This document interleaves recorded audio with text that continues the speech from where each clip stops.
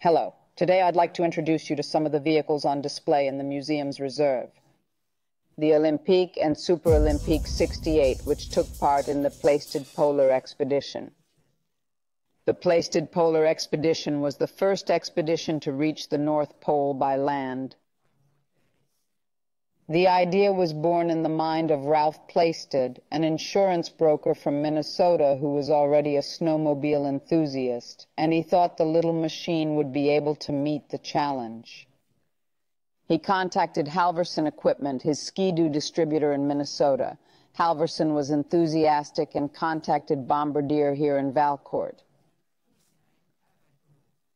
The company is willing to collaborate by sending Ski-Doo Olympic snowmobiles with 250 cc, 10.5 horsepower, and spare parts in case of breakdown.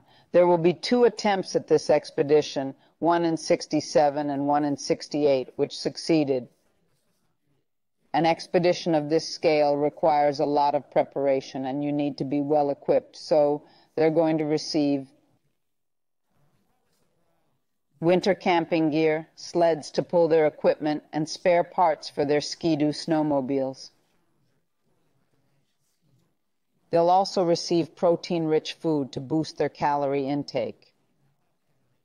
Among others, the Pillsbury Company will supply them with the food they make for astronauts. The team on the ice will consist of Ralph Plaisted, team leader and camp cook. Jean-Luc Bombardier is the expedition's scout.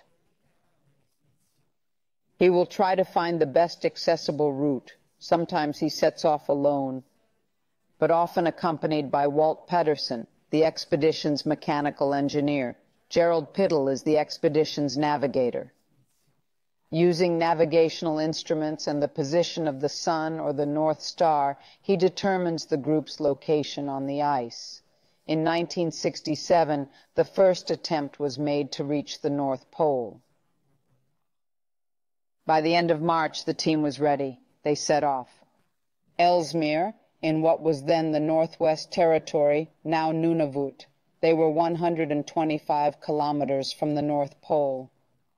After 37 days, Ralph Plaisted decided to stop risking the lives of his teammates. So they decide to set off on the return journey. The melting ice, the Arctic Spring, will have put an end to their dream of reaching the North Pole in 1967. However, the expertise they have acquired is excellent training for living in Arctic conditions. They were still some 400 kilometers from their goal when they forfeited. Already in 1967, some modifications have been made to the snowmobiles.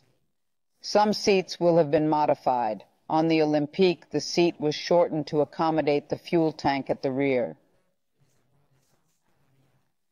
On the other 2 Super Olympics, the tank has been attached just above the retractable headlight, but they are connected directly to the fuel tank below to avoid more frequent refueling. In 1968, they also added a styrofoam flotation system in order to pass through thin ice. 1968 second attempt. They would leave a month earlier than the previous year and 320 kilometers closer to their destination. The ice would then be more permanent. The experienced team was confident of success.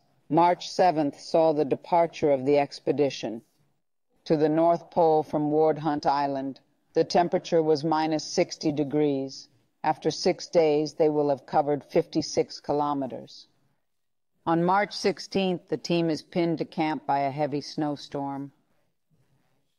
No resupply, no reconnaissance aircraft, and no radio contact with the base.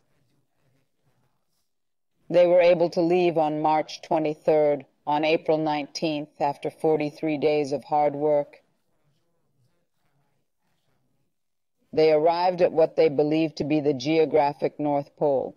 After calculations, they determined that they are at 89.55, which means they'll have to move up a bit more. On April 20, after their move, Gerald Pizzle takes measurements and confirms that they've reached 90 degrees, but they're still going to wait. approval from the U.S. Air Force weather reconnaissance plane, which will tell them, yes, guys, everywhere you look, it's south. So Expedition 68 succeeded. There's nothing like testing in harsh conditions. An expedition like Plaisted requires a good dose of courage, but also proud equipment. The Super Olympique snowmobile succeeded in reaching the North Pole and bringing its daring travelers to their goal.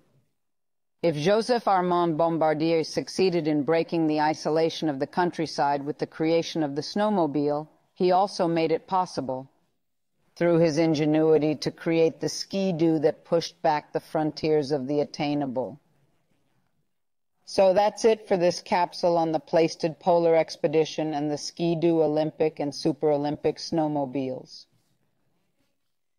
If you enjoyed it, subscribe to our YouTube channel for more videos and follow us on Facebook. Better yet, come and visit us at the museum. We look forward to welcoming you.